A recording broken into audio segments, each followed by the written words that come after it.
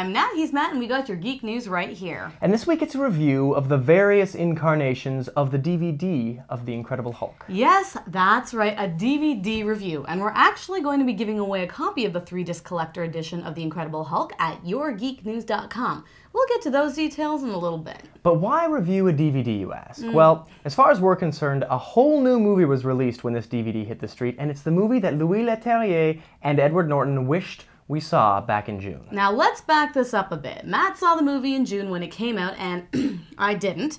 I've only ever seen the version on the DVD, complete with 45 minutes of deleted scenes. Which gives us both a very different way of looking at this movie. So let's get started.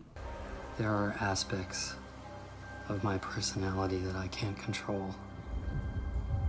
See a shrink? It's a little bit more complicated than that. Bruce, trust me when I tell you, I've heard them all.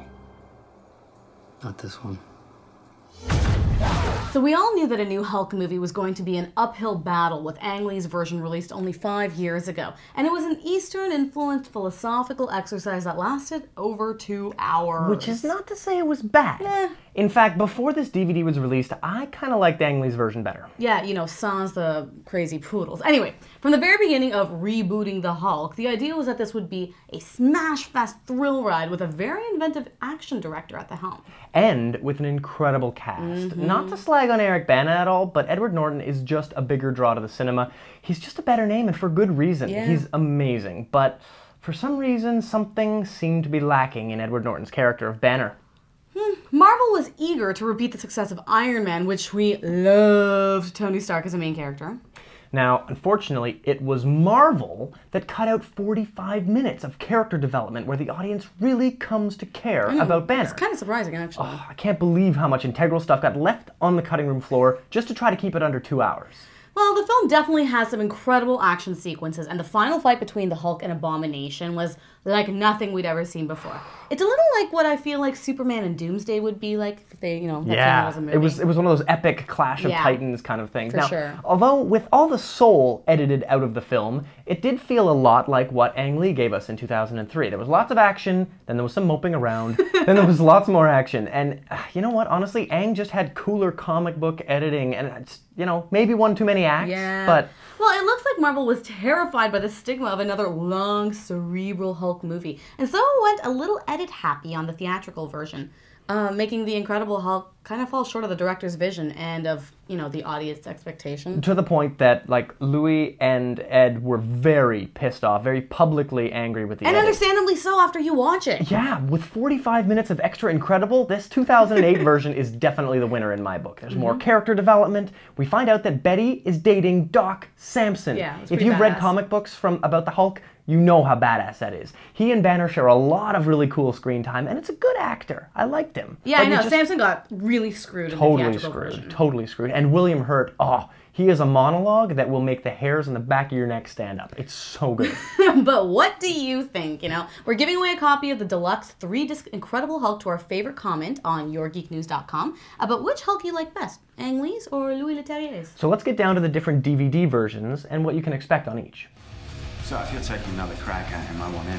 I could probably arrange something like that. You ready? Yeah, let's even the playing field.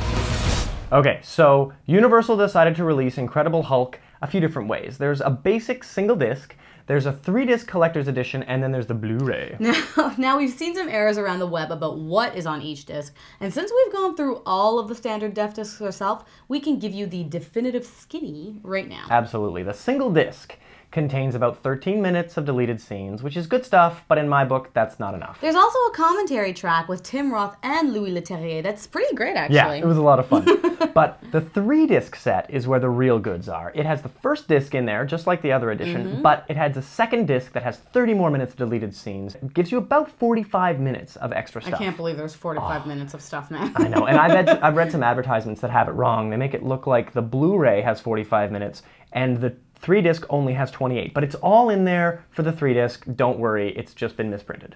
There are also a lot of great featuresques on the second disc. Yeah. You know, making of, behind the scenes, you know, that kind of stuff. Plus, the third disc is pretty much just the iTunes and iPod version of the film, which is nice if you don't have the program to do it at home yourself, I suppose. Yeah, that's true. There's a little claim code. They make it a little more complicated than it has to be because there's a bunch of DRM that they try to put. But, you know, personally, I'm just not impressed with the fact that deleted scenes are split across 2 discs. That means there's no director's cut. You can't actually sit there and say, yes, put them all together. I might have to just assemble that myself. Yeah, Matt's been talking about that a lot.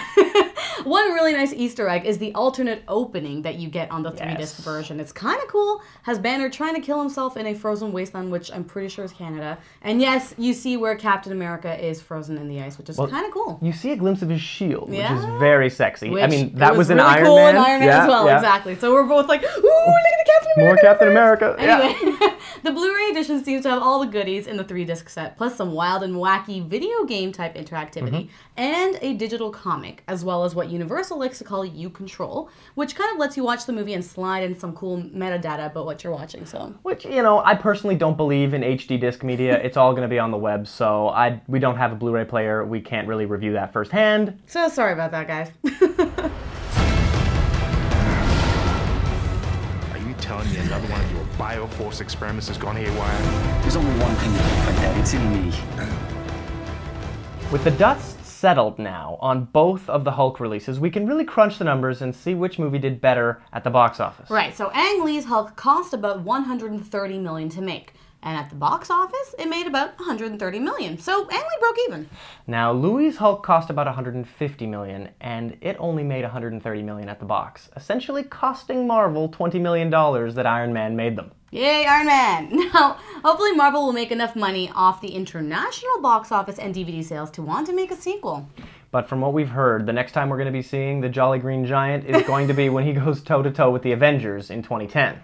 Which is pretty damn cool. So if you're interested in seeing this movie the way it was meant to be, you definitely are going to want to see the 3-disc edition. Definitely, definitely. And if you want one for free, well, just write down why you like either Ang Lee's or why you like Louis', on yourgeeknews.com. You know, give us your thoughts on it, and we'll just pick our favorite one. And hey, it's yours. Yeah, if yours is the best, you're the winner. So keep your eyes out for the Max Payne and Quarantine reviews coming up on yourgeeknews.com in the next few days. And yeah, see you guys then. Geeking out. Bye.